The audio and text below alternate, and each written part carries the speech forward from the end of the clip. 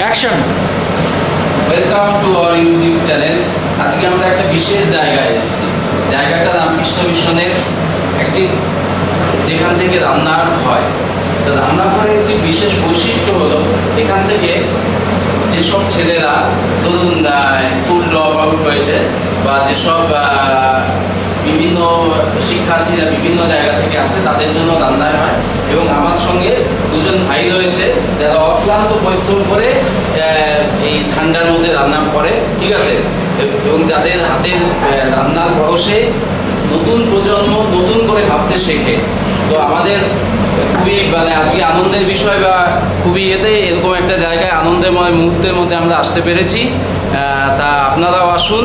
ব্যাপারটা এখানে গেস্ট হাউসেরও ব্যবস্থা আছে, আপনারা ইচ্ছা করলে এসে রাত্রিবেলা থাকতে পারেন এবং মহারাজদের কাছ থেকে বিভিন্ন রকম ধর্মীয় আলোচনা করতে পারেন। আর এই জায়গাটা একটি অদ্ভুত একটা বৈশিষ্ট্য আছে, যেখানে আমাদের অগ্নি নিবেদিতা এখান থেকেই শেষ নিঃশ্বাস ত্যাগ করে স্বর্গলাভ করেছিলেন।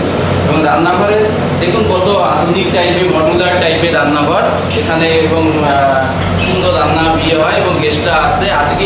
আজকে আমাদের একটি বিশেষ দিন যে আমরা এখানে যারা এই দার্জিলিংয়ে হসপিটালে কর্তব্যরত তারা অনেকেই এসছেন, তাদের জন্য আমরা সামান্য একটু রান্না করার চেষ্টা করছি। আরও কিছু মহারাজ আছেন এবং যারা আরও আমাদের সহকর্মীরা আছেন, তারা আজকে রাত্রিবেলা আমাদের হাতে একটু যে আমাদের সাধ্যমতো আমরা করেছি সেই খাবারটা আমরা সার্ভ করার চেষ্টা করব। এবং আমি আমার সঙ্গে ক্যামেরায় রয়েছে দার্জিলিংয়ের বিখ্যাত প্যাথোলজিস্ট ডক্টর প্রবীর রায়, এবং আমার সঙ্গে রয়েছে আমার কলিগ